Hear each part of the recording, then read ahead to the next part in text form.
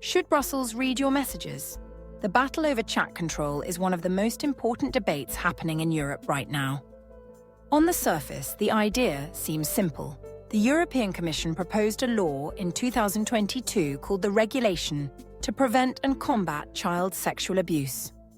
The goal is to stop the spread of horrific material online by requiring technology companies to scan digital communications for abuse images and videos. If the system detects something suspicious, it is flagged and sent to a new EU centre. There, human reviewers check whether the flagged material is real.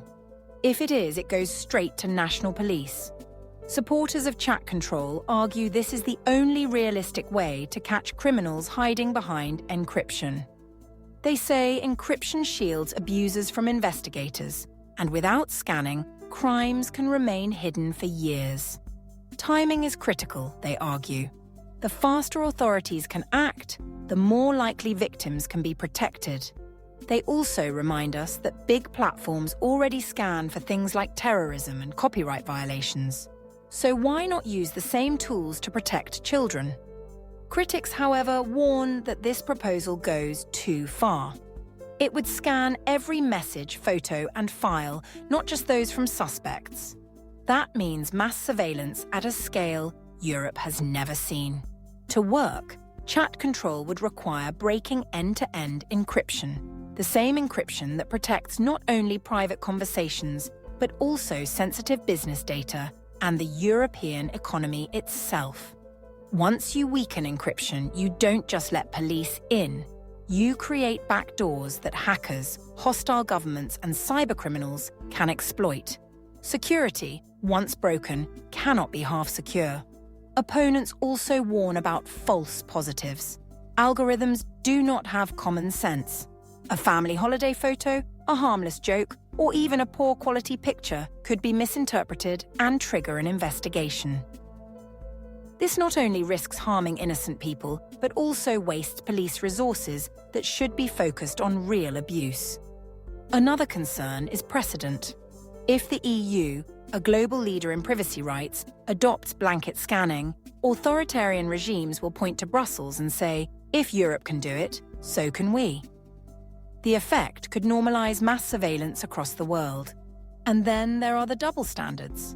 Military, government, and law enforcement accounts would be exempt from scanning. One rule for ordinary citizens, another for those in power. That is the kind of exception that damages trust in democracy.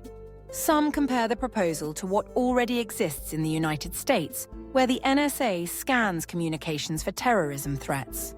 But even there, decades of surveillance have not eliminated terrorism. Can Europe really promise that scanning will eliminate child abuse?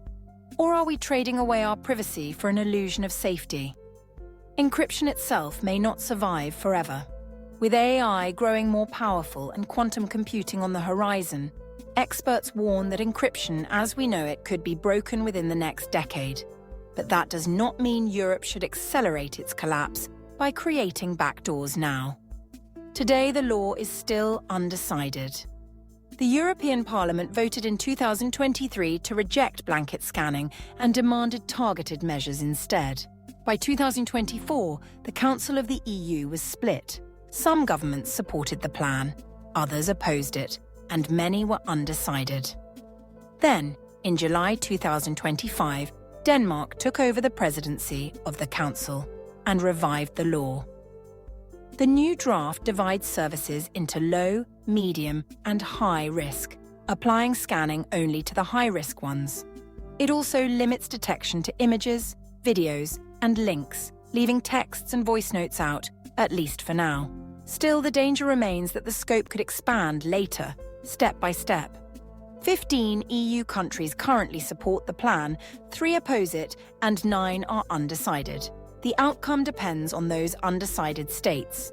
If the Council approves it, the proposal will return to the European Parliament, where only a simple majority is needed.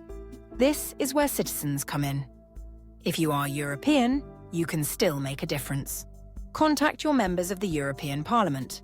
They are your representatives. Tell them if you support or oppose chat control. This debate is not just about child protection. It is about the future of privacy, encryption, and democracy in Europe. So what do you think? Is chat control a necessary tool to fight abuse, or is it the beginning of a mass surveillance state?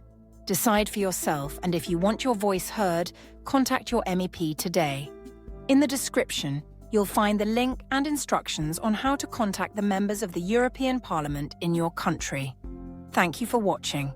Please like this video, subscribe to the channel, and visit westernrelations.com for more analysis on politics, culture, and democracy.